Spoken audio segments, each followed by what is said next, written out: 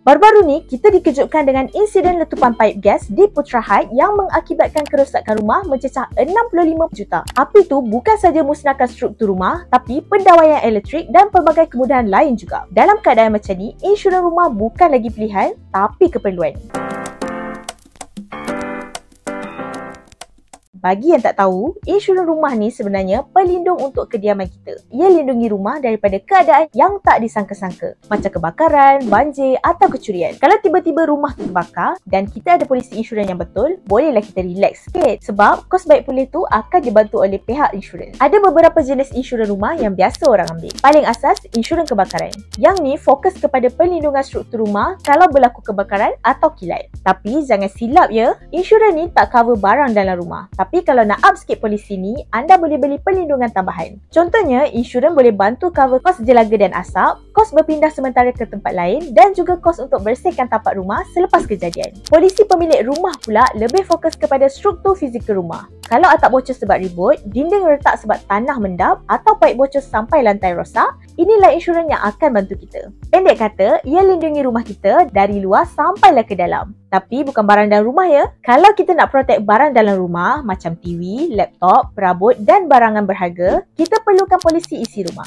Kalau rumah kita dimasuki pencuri, berlaku banjir atau kebakaran yang musnahkan semua barang, kita boleh tuntut pampasan melalui polisi ni. Sekarang ni, bayangkan rumah kita terbakar. Apa nak kena buat? Langkah pertama, dapatkan surat kuning daripada bomba. Bila bomba datang untuk padam api, mereka akan keluarkan surat ni sebagai pengesahan insiden. Lepas tu, surat tu akan diserahkan kepada unit forensik bomba untuk siasatan lanjut. Bila siasatan forensik dijalankan, mereka akan tentukan punca kebakaran. Ini sangat penting untuk buat tuntutan insurans nanti. Sebab pihak insurans nak tahu kebakaran tu disebabkan apa.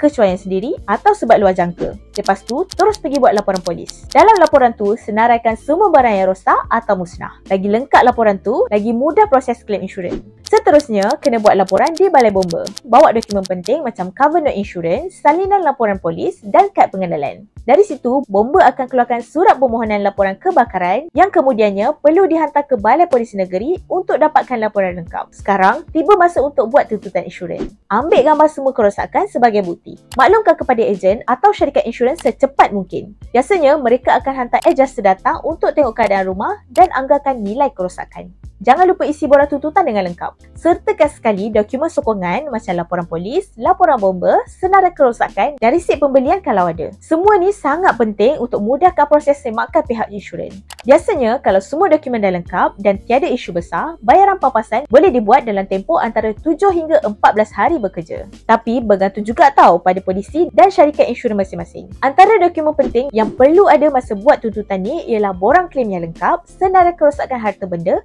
laporan polis, laporan bomba, rekod pembelian dan bukti aset yang rosak. So, kenapa penting sangat ada insurans rumah ni? Sebab rumah ni aset dan pelaburan yang paling mahal kita ada. Dengan insurans, sekurang-kurangnya beban tu taklah terasa sangat. Lagi satu, insurans rumah boleh jadi penyelamat emosi dan poket. Bayangkan dah tengah bulan, rumah pula terbakar. Duit pun tengah suam-suam kuku. Mana nak cekau ribu-ribu ringgit dalam masa singkat? Tapi, kalau ada insurans, at least ada backup plan untuk bantu kita bangkit semula. Kesimpulannya, walaupun bantuan dari NGO dan kerajaan memang ada, tapi ianya takkan cukup untuk gantikan semua kerugian. Insurans tetap jadi langkah yang paling bijak untuk melindungi rumah dan masa depan kita. Jangan lupa subscribe ke YouTube channel Direct Lending, pakar pinjaman anda untuk info pinjaman dan tips kewangan yang santai.